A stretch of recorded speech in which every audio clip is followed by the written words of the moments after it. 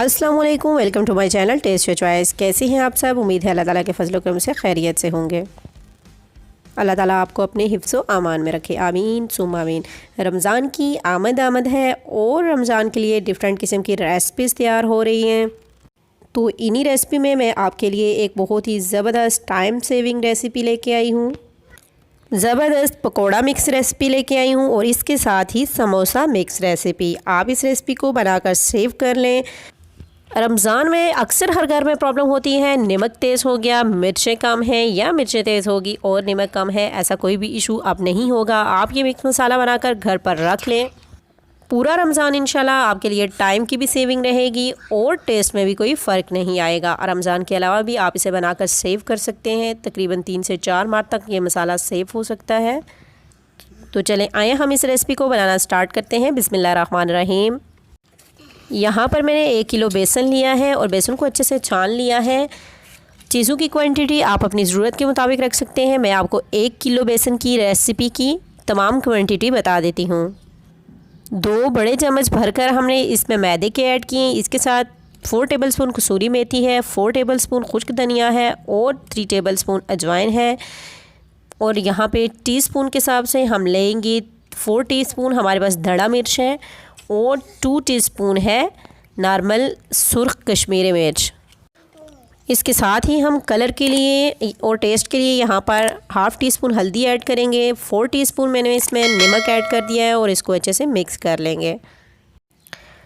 तो व्यूअर्स, आप इस पकोड़ा मिक्स रेसिपी को घर पर बनाएं। इसको किसी भी एयरटाइट कंटेनर में सेव करें या किसी भी जिपलॉक बैग में डालकर आप फ्रीज़र में अगर रखते हैं तो फिर तो ये 6 माह तक चल जाता है।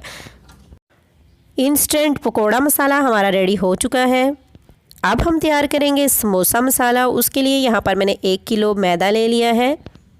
मैदे को हमेशा छान कर यूज़ करें और इसमें ऐड कर दूँगी अजवाइन जो कि 2 टीस्पून है और इसके साथ ही हम इसमें 2 टेबलस्पून नमक ऐड कर देंगे और इसको अच्छे से मिक्स कर लेंगे। मिक्स करने के बाद यहाँ पर हम इसमें ऐड कर देंगे घी जो कि बड़ा चम्मच मैंने भर कर लिया है। अगर आप इसे टेबलस्पून में मेजर करेंगे तो ये तकरीबन 6 टेबलस्पून घी है और इसको हाथों की मदद से हम यूँ मलेंगे। मलते हुए हम इसको अच्छे से मिक्स करते जाएंगे और आप देखेंगे कि ये हाथों की मदद से, दोनों हाथों से अगर आप रगड़ के इसे घी में मिक्स करते हैं तो आपके पास ये ब्रेड क्रम्स की शक्ल में आ जाएगा और जब आप इसे मुट्ठी में रखेंगे तो ये एक ब्लॉक की शक्ल में आपके पास आ जाएगा।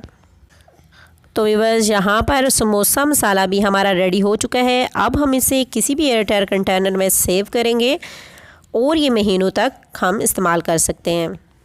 तो व्यूअर्स, यहाँ पे मैंने प्लास्टिक की बॉटल्स ले ली हैं। ये बॉटल्स मैंने बहुत दूर लंदन से मंगवाई हैं। आप मुझे कमेंट बॉक्स में ज़रूर बताइएगा कि कैसी लगी आपको मेरी बॉटल्स। तो व्यूअर्स, पकोड़ा मसाला जो हमने रेडी किया है इसमें आप किसी भी किस्म के पकोड़े बनाने हों ये मसाला बिल्कुल परफेक्ट है। आप इसे निकालें और किसी भी चीज़ में मिक्स करें। जस्ट लाइक बैंगन के पकोड़े बनाने हों, आलू के पकोड़े बनाने हों, प्याज के पकोड़े बनाने हों, मिक्स वेजिटेबल पकोड़े बनाने हों, हर एक के लिए ये मसाला बिल्कुल रेडी है। और समोसा मसाला आप कचौरियों के लिए, नमक पारों के लिए और पापड़ी के लिए इस्तेमाल कर सकते हैं। आप इस मसाले को जिपलॉक बैग में डालकर अगर फ्रीज़र या फ्रिज में रखते हैं तो फिर तो ये साल तक भी यूज़ हो सकता है।